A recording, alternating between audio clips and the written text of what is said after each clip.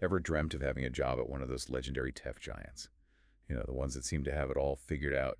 Innovation, impact, maybe even a kombucha tap alongside the snack bar. Wow. But we're about to go beyond the glossy facade and unpack what one person's experience reveals about the potential downsides, particularly at a company currently dominating the headlines, Meta. Our deep dive today takes us into the often murky waters of employee reviews, specifically a detailed and rather scathing one posted on Glassdoor. Ah, Glassdoor. That's a website where current and former employees can anonymously review their companies. Now, keep in mind, this is just one person's take, but it offers a fascinating glimpse into what it's really like to work at Meta, especially during what seems to be a tumultuous period for the company. What makes this deep dive so compelling is the fact that this isn't just any tech company. Meta's products and platforms are deeply intertwined with our lives. So understanding their internal culture, especially through the lens of potential toxicity, has implications for all of us. Absolutely. So let's get into the nitty-gritty. Our source material is the experience of a former product lead based at Meta in London. They spent over 6 years there, which is practically a lifetime in tech years. But recently they left and held absolutely nothing back in their Glassdoor review. To set the stage, they describe Meta as being in a state of crisis layoffs, financial pressures, and product launches that seem to be flopping. Not exactly the picture of move fast and break things that Meta was once known for. It is interesting, though, to note that this isn't necessarily unique to Meta. We've seen a lot of people in the tech sector as a whole, economic slowdowns, increased competition. These are impacting even the biggest players. However, our disgruntled reviewer points to something quite specific, the leadership style at the top, namely Mark Zuckerberg himself. Yeah, they specifically call out Zuckerberg's tendency to give glowing performance reviews to his direct reports, even with all these challenges swirling around. Apparently, this even made it into their company filings, right? Absolutely. And adding fuel to the fire, the reviewer mentions that when Zuck was questioned about this during a company Q&A, his response was, let me see if I can get this right. His response was that leadership performance doesn't always need to match company performance. Okay, that's a bold statement. It does seem to suggest a disconnect between what's happening on the ground level and how leadership is being evaluated. So if the company as a whole isn't doing well, shouldn't that be reflected somewhere in how leadership is assessed? Where does the buck stop? Exactly. And it raises crucial questions about accountability and transparency at Meta.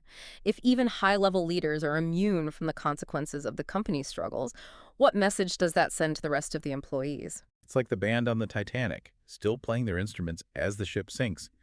Not exactly a recipe for inspiring confidence or loyalty, right?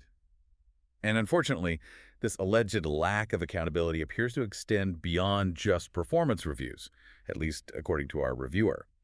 They go on to highlight a lack of diversity, particularly in leadership roles, and claim that Zuckerberg has surrounded himself with a chorus of yes men. They even mention several high-profile female leaders who have left the company recently. And that's a point worth paying attention to. Studies have consistently shown that a more diverse leadership team with different perspectives and backgrounds often translates to better decision-making and ultimately better performance for the company as a whole. If this reviewer's observations reflect a broader trend at Meta, it could be hindering their ability to innovate and adapt in a rapidly changing market. So, clinging to the old ways while the world is moving on, that doesn't bode well for any company, let alone a tech giant that needs to be at the forefront of innovation. But speaking of clinging to the past, our reviewer dives into another juicy tidbit. Remember Meta's famous or perhaps infamous motto, move fast and break things? Well, according to them, that mantra is dead as a doornail. It's fascinating how company culture can transform, or perhaps the term is devolve, as it grows. That scrappy, innovative energy that fuels a startup can get bogged down as processes become more intricate and risk aversion takes hold. They describe Meta as a company bogged down in bureaucracy, with endless reviews and approvals needed to get anything done. It sounds like the lifeblood of innovation, taking risks and moving quickly, has been replaced by red tape and endless meetings. They even mention that the role of a product manager, someone who should be at the heart of product development, has been reduced to pushing paperwork and navigating internal roadblocks. It paints a pretty bleak picture. It's the classic paradox of growth. You need structure and process to scale effectively, but all too often it comes at the expense of the very agility and innovation that drove success in the first place. It's like a band's early albums, raw, full of energy, maybe a few rough edges. They resonate with a certain audience because of that raw energy, then they hit it big, get a fancy producer, and suddenly the music loses that spark. And maybe alienates the very fan base that propelled them to success in the first place. So is this slowing down, this shift from scrappy to stagnant, inevitable for all large companies? Or are there ways to maintain some of that startup mentality even as you grow and evolve? That's the million-dollar question. It's something companies of all sizes grapple with, but especially those in the rapidly changing world of tech. And while there's no magic formula, I think it requires a conscious effort to avoid becoming complacent, to keep fostering a culture of experimentation and risk-taking. Easier said than done, I know. But it's a conversation companies like Meta need to be having at every level. Absolutely. Okay, we're going to shift gears now to a topic that's particularly sensitive and, frankly, concerning. Our reviewer alleges that sexism is rampant at Meta, especially regarding performance reviews and promotions. And this isn't just a vague observation. They share their personal experience. They claim they were essentially demoted after returning from parental leave. That's a serious accusation. And while we can't and shouldn't extrapolate one person's experience to represent the entirety of Meta or make broad generalizations, it does highlight the importance of individuals being able to advocate for themselves in potentially unfair situations. It's crucial to be aware of your company's policies, to document everything, and never be afraid to speak up if you feel you're being treated unfairly. It's a good reminder that knowledge is power in these situations. Our reviewer felt that despite exceeding expectations in their performance review, they were denied a promotion while, in their words, white male peers seemed to advance much faster, often with less experience or a consistent track record of success. This speaks to a broader issue that extends far beyond Meta. The need for greater transparency and accountability in performance evaluations and promotion processes across industries. Absolutely. So much of the time, these processes feel opaque, leaving individuals feeling powerless and unsure of what steps they need to take to progress in their careers.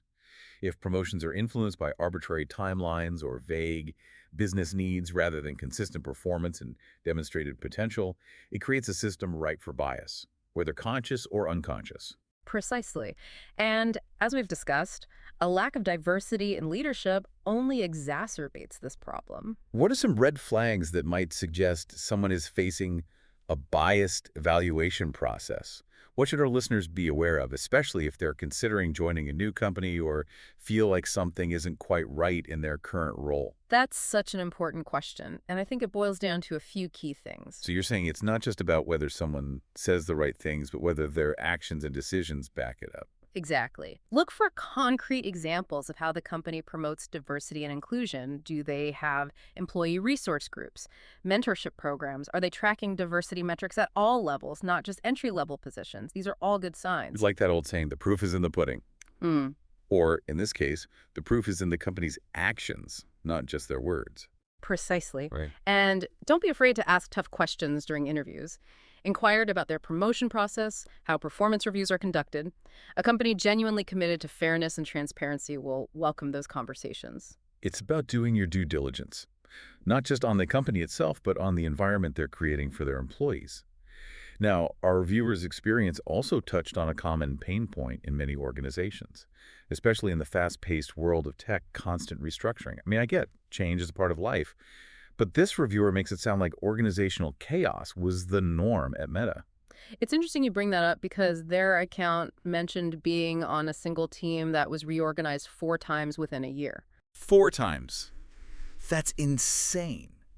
I can't even imagine trying to get any actual work done with that level of constant upheaval. It would be incredibly difficult to build momentum or feel settled in your role. Reorganizations can be a double-edged sword. On the one hand, they can be a necessary tool for companies to adapt to changing market conditions, streamline operations, or integrate new acquisitions. When done well, a reorganization can be a positive thing, bringing fresh perspectives, boosting efficiency, and even reigniting a sense of purpose. Right, like hitting the reset button and giving the team a fresh start. But this reviewer uses a phrase that really struck me, a constant environment of chaos and stress.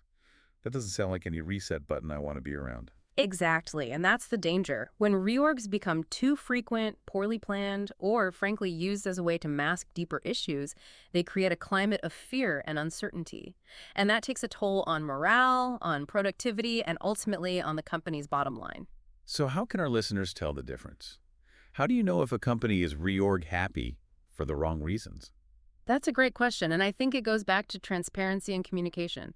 Look for companies that are upfront about their approach to organizational change. Do they communicate clearly about the rationale behind reorgs and the potential impact on employees? It sounds like it's about finding that sweet spot between agility and stability. Yeah. You want a company that can adapt and evolve, but not at the expense of its employees' well-being or sense of security. Exactly. It's a delicate balance, but one that companies need to strive for, especially in today's rapidly changing world. If employees feel like they're constantly walking on eggshells, never quite knowing what the future holds or where they stand, it's a recipe for disaster. It all circles back to trust, doesn't it? Employees need to trust that their leaders have a plan, that they'll be communicated with honestly, and that their well-being is a priority. So as we wrap up this deep dive into one person's experience at Meta, it's clear that even companies with seemingly dream job reputations have their share of potential downsides. Absolutely. And while we've only scratched the surface of a very complex issue, I think this conversation highlights the importance of looking beyond the perks and the brand name. Do your research, ask the tough questions, and trust your gut. Couldn't have said it better myself. We want to hear from you, our listeners. Have you experienced similar challenges in your own workplaces? What are your red flags for toxicity, and what advice would you give to someone navigating these complex situations? Share your thoughts with us on social media, and let's keep this conversation going. Because knowledge is power, and by sharing our experiences, we can all help create healthier and more inclusive work environments.